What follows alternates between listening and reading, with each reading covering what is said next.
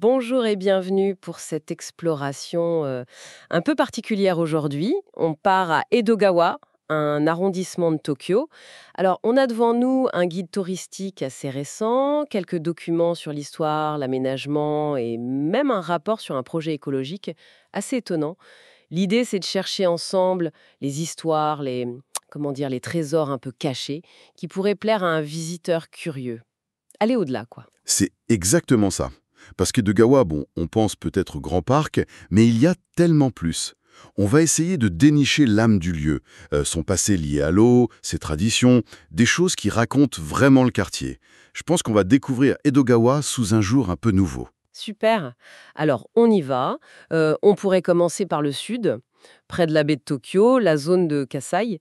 C'est vrai qu'avec le parc Kasai Rinkai, l'aquarium, ça fait très moderne, non? Oui, l'image est très moderne, tout à fait. Mais ce qu'il faut savoir, c'est que ces terres, Rinkaisho par exemple, c'est du remblai, des terres gagnées sur la mer, assez récemment finalement. Ah oui. Oui, c'est venu bien après l'intégration de l'ancien village de Kasai à Edogama en 1932. Avant, c'était la mer ou des zones marécageuses. L'identité profonde de Kasai, elle est vraiment liée à la mer. La pêche, évidemment, mais aussi la culture du nori, Le nori. la fameuse algue séchée. Justement, j'ai lu un truc assez incroyable là-dessus dans nos sauces. Au parc Kasai-Kain, ils ont relancé la culture d'une algue spécifique, l'Asakusa nori. Mais attendez, elle avait carrément disparu. Complètement. Disparu de la baie de Tokyo depuis environ 50 ans. C'est une histoire assez folle. C'est une NPO, une association locale qui a réussi ce pari. Mais comment ils ont fait? Mais figurez-vous qu'ils ont retrouvé des souches authentiques d'Asakusa nori, originaires de l'estuaire de la Tama, juste à côté, et ils les ont identifiées par ADN pour être sûrs. Ah ouais, quand même. Et ce qui est génial, c'est qu'ils font même des ateliers, Norisuki, où on peut apprendre à faire ses propres feuilles de nori. C'est un lien direct avec le passé maritime, quoi. C'est fou ça. Donc c'est pas juste pour faire joli, c'est vraiment un retour aux sources. Précisément, c'est plus qu'une simple culture, c'est une démarche pour recréer un écosystème sain. Ça touche au concept japonais de satumi. Satumi, qu'est-ce que c'est exactement?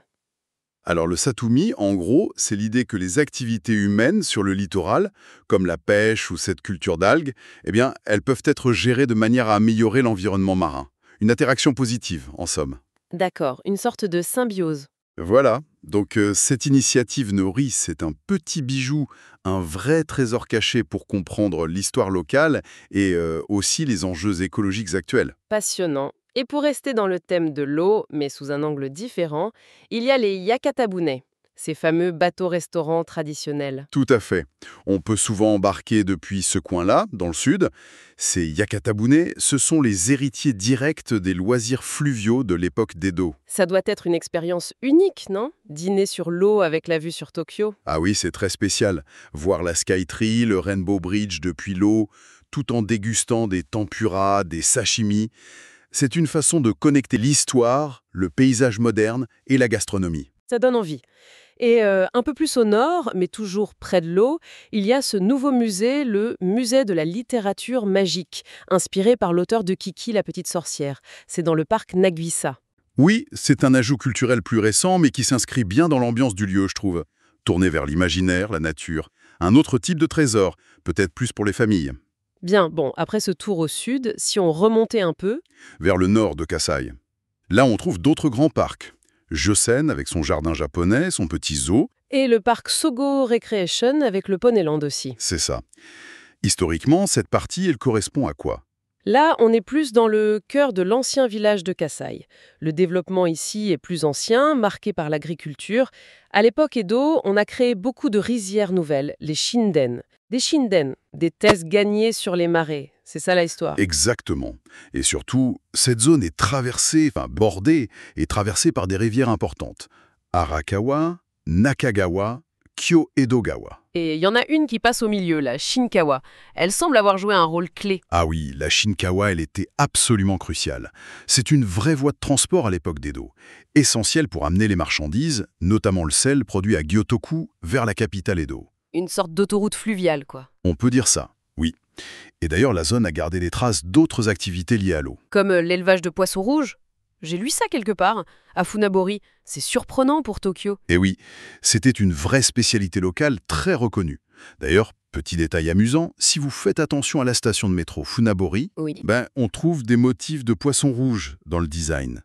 Un petit clin d'œil à cet héritage. Excellent. Et il y avait aussi une pêche particulière, le toami. Le toami, oui, c'est la pêche au filet épervier, un grand filet rond qu'on lance à la main. Une technique très ancienne. Et on peut encore voir ça? Occasionnellement, oui, sur la rivière Kuedogawa, et près de l'écluse Imaisuimon. Sur cette même rivière, il y a aussi une concentration historique de funayado, Des funayado. C'est quoi? des sortes d'auberges pour les bateaux et les bateliers. C'était lié à toute cette activité fluviale intense, y compris les yakatabun. Ce sont des petits témoins discrets de cette époque. Incroyable tous ces détails. Et pour avoir une vue d'ensemble, il y a le Tower Hall Funabori, c'est ça? Qui offre un panorama. Oui, c'est une bonne façon de voir comment l'eau et le bâti moderne s'organisent dans le paysage. Ok, continuons notre balade. Direction l'ouest maintenant. Komatsugawa et Hirai coincés entre l'Arakawa et la Kyonakawaga. C'est là qu'on trouve les fameux cerisiers, le Komatsugawa Senbonzakura. Tout à fait. Une zone, là encore, très marquée par l'eau, mais aussi par une histoire plus récente de reconstruction, de résilience.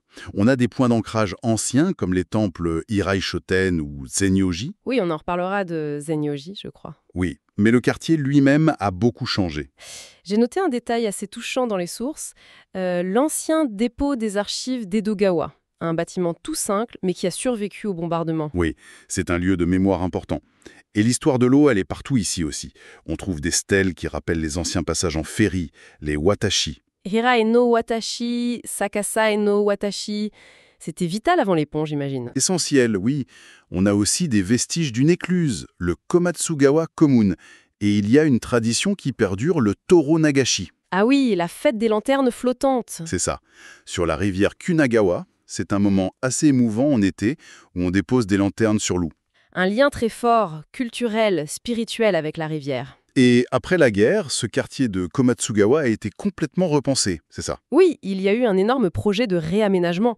L'objectif principal, c'était la prévention des catastrophes, les inondations, les séismes. D'où les grands parcs. Exactement, des parcs refuges comme Oshima Komatsugawa, et aussi ces logements construits sur des digues surélevées, renforcées, les supertebo.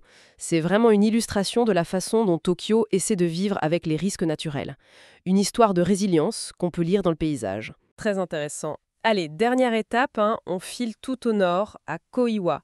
Les sources disent que c'est une des zones habitées les plus anciennes d'Edogawa. L'histoire remonte loin, là. Ah oui, très loin. L'archéologie l'a montré avec des découvertes à Kami-Koiwa. Et le point central historique, c'est le passage Koiwa-Ichikawa no Watashi sur la rivière Edogawa. C'était un passage important, Fondamental. C'était sur la Shiba Kaido, l'ancienne route qui reliait Edo, donc Tokyo, à la province de Shimoza, vers Shiba aujourd'hui. Certaines rues suivent encore ce tracé ancien. Et au cœur de Koiwa, on retrouve ce fameux temple Zenyoji dont on parlait, avec son pain incroyable, le Yogo no Matsu. Plus de 600 ans, c'est bien ça? Oui, plus de 600 ans. Classé monument naturel national, c'est un arbre légendaire. Yogo no Matsu, ça veut dire quoi, Yogo? Yogo, ça fait référence à une apparition divine temporaire. Selon la légende, une divinité, Fudo Muyo, serait apparue sous ce pin. Ah, d'accord. Et l'arbre lui-même, il est gigantesque. Ses branches s'étendent sur des dizaines de mètres. C'est l'un des plus grands pins du Japon. Le voir, c'est vraiment quelque chose. Un lien direct avec des siècles d'histoire. Clairement un incontournable si on visite le coin.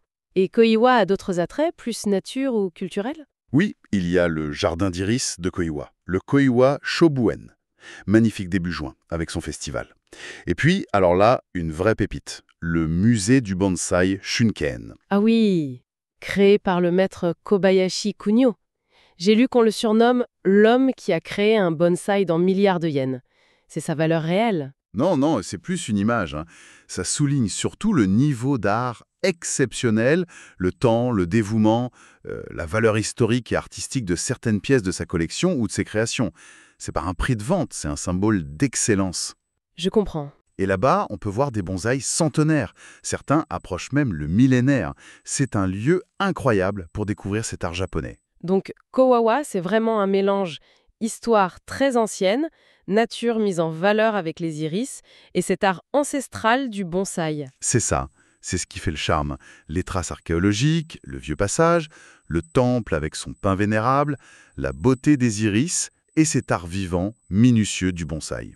Une belle concentration de culture et d'histoire. Franchement, quelle richesse dans cet arrondissement, ça. Si on essaye de résumer un peu notre exploration, ce qui frappe vraiment, c'est ce lien constant, profond, d'Edogawa avec l'eau, non? Ah oui, complètement. L'eau a façonné la terre. Au sud, avec les remblais, elle a tracé les routes commerciales d'autrefois, comme la Shinkawa. Elle a nourri des traditions uniques, le nori, les poissons rouges. Et elle a aussi imposé cette culture de la résilience face aux crues qu'on voit bien à Komatsugawa. Et c'est fascinant de voir comment ce passé et le présent cohabitent. Les grands parcs modernes juste à côté des temples anciens, les projets écolos comme le Nori qui essaye de renouer avec des savoirs perdus, les traditions comme le Toro Nabiashi qui anime encore les rivières. C'est vraiment un endroit où on peut sentir différentes couches de l'histoire de Tokyo, je trouve. Et puis, des lieux comme le musée du bonsaï ou celui de la littérature jeunesse ajoutent encore d'autres dimensions, ancrées dans la tradition ou tournées vers le futur. Donc la prochaine fois qu'on pense à Edogawa, on ne verra plus seulement les grands parcs ou l'aquarium. On pensera peut-être au reflet du ciel sous le vieux pin de Zenyoji, on imaginera les bateaux de sel sur la Shinkawa, ou on cherchera à goûter ce fameux nori ressuscité. Et en gardant l'œil ouvert finalement, qui sait quelle autre histoire discrète, quel autre petit trésor attend juste d'être découvert au détour d'une rue, le long d'une rivière. Voilà qui donne vraiment envie d'aller explorer. C'est la fin de notre discussion pour aujourd'hui. Merci de nous avoir suivis.